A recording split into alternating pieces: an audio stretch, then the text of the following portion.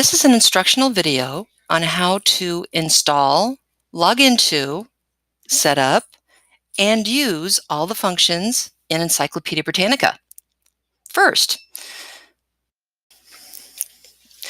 students need to log on to their Chromebooks, and in the lower left-hand corner or wherever their launcher may be, they need to click the launcher. Expand that launcher window because you are specifically looking for the web store, and click on the web store.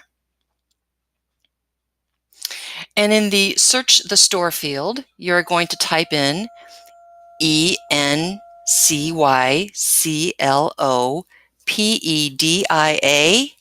space BR, and Encyclopedia Britannica should pop up in the list. Now, there are two options for Encyclopedia Britannica. We don't want that first option. We want the second option, Britannica School Insights. So then you're going to click on the Add to Chrome blue button and click the Add Extension button. In the upper right-hand corner, you will see that the Chrome extension for Encyclopedia School Insights has been added. You can close that window. But unfortunately, if you click on that extension, it won't take you to Encyclopedia Britannica. So what you need to do is open up a new tab, and in the URL field, type eb.com and hit enter. That takes you to the generic Encyclopedia Britannica page, and in the lower right-hand corner, you'll see a blue bar that says, click here for free ad-free access to Britannica School. After you click on that, you'll be taken to a page of elementary, middle, and high school, and you want to click on Sign into My Britannica at the top of my page. Click in Sign in with Google. And of course, you're selecting your district Google login credentials.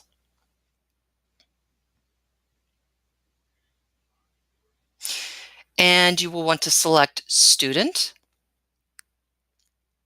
and Continue. And now you know you're logged into Encyclopedia Britannica because you will see My Britannica at the top of your screen. Now, we're going to bookmark this page. Britannica School is a very logical name. Make sure you're saving it to your bookmarks bar and click Done. Now, if your bookmarks are off the bar, you click on those two little carrots at the end of the bar and you'll be able to find Britannica School. You're logged into it now. It's all set up. You are ready to go. One of the really nice functions about Britannica School is that there are 3 separate grade levels, elementary, middle, and high school, but we'll select middle school. And then we can search for anything. I am searching for Alexander Hamilton and hitting enter. And again, another great function about this resource is the information is leveled out for you. It defaults to level 2. Level 2 means you've heard of Alexander Hamilton. Level 1 means you have absolutely no background information on Alexander Hamilton, so these articles are very introductory. Level 2, again, you've heard of Alexander Hamilton, you just want to know some more about him. Level 3 is you really have a lot of information on this guy, but you want more in-depth information, more advanced information. You want to dig a little deeper.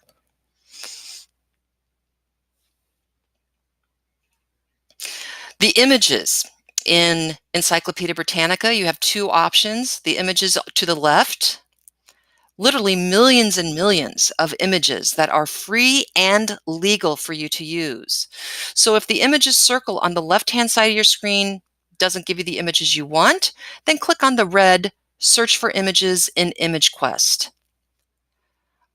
And here we have over 207 images that are somehow related to Alexander Hamilton. This works really nicely with Google Classroom, where let's say you have found an image of Alexander Hamilton.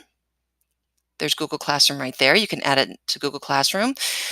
We click on Alexander Hamilton's picture, and if we click to download, we're given the option to save that picture directly to your Google Drive. Because you're logged on to your Chromebook with your credentials, it's automatically going to save to your drive.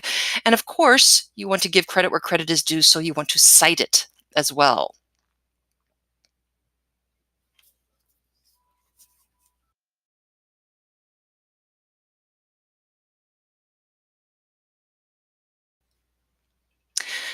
Currently, we are in ImageQuest, so to get back to our articles, we just click on that tab labeled Middle Search, and we can continue looking at these other resources.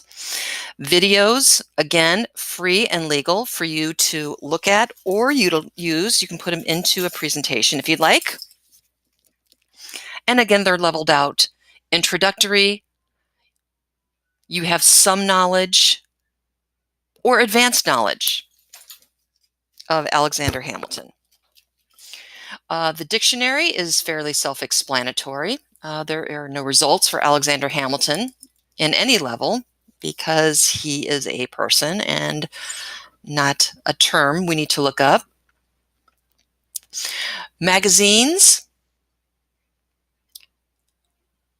Hundreds of magazine articles related to Alexander Hamilton, but remember, magazines are more periodicals for more current topics, but that's not to say that you're still not going to find information at level 1, 2, or 3 about Alexander Hamilton in some magazines, such as Cobblestone.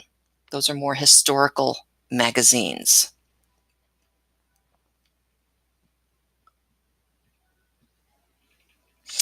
Another great feature about Encyclopedia Britannica is there are vetted websites that are evaluated by Encyclopedia Britannica, and again, leveled out 1, 2, or 3, and they are credible, reliable websites.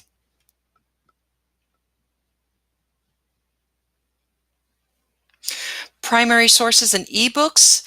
It's a more advanced search function, but especially with Alexander Hamilton, he wrote some very significant primary types of texts with a lot of historical significance. So this might be more beneficial for history research or biography research, looking at what these primary sources are. Ebooks are not ebooks in the manner that you typically know ebooks. Like, you couldn't check out a fiction book.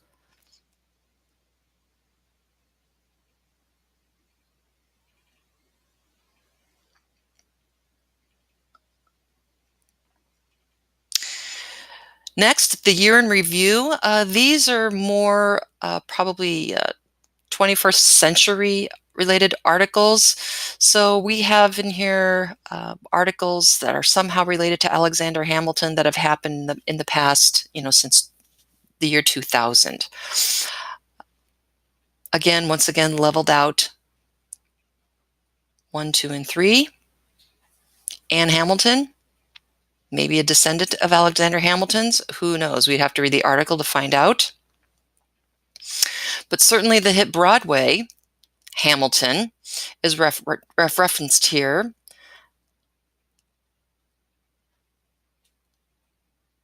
By Lin-Manuel Miranda, the writer, composer, and actor, producer of Hamilton. So that would certainly be something you could search for and use in the year in review. And last but not least, I really like this function in Encyclopedia Britannica. You can drill down the Lexile. Lexile is a reading level, and 1700 for a Lexile is really, really, really challenging reading.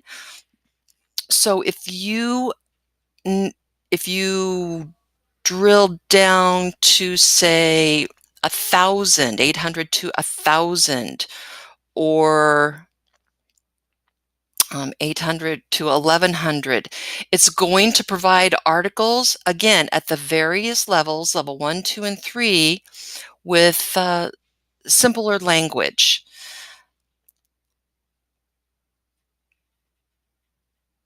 It's definitely easier reading. Also, if English is not your first language, these articles can be translated into another language. Once you're in an article, you would click on the translate icon, which is this globe, and then you have an option to select a language. And let's say your first language is Spanish. The page is then translated into Spanish. If you would like this to go back to its original English setting, you can simply refresh the page and it goes back to English. Another really nice function built into Encyclopedia Britannica Online. Another function I really like about Encyclopedia Britannica is, let's say you do a Google search for Alexander Hamilton. Let's say you've forgotten about Encyclopedia Britannica. You do a Google search for Alexander Hamilton.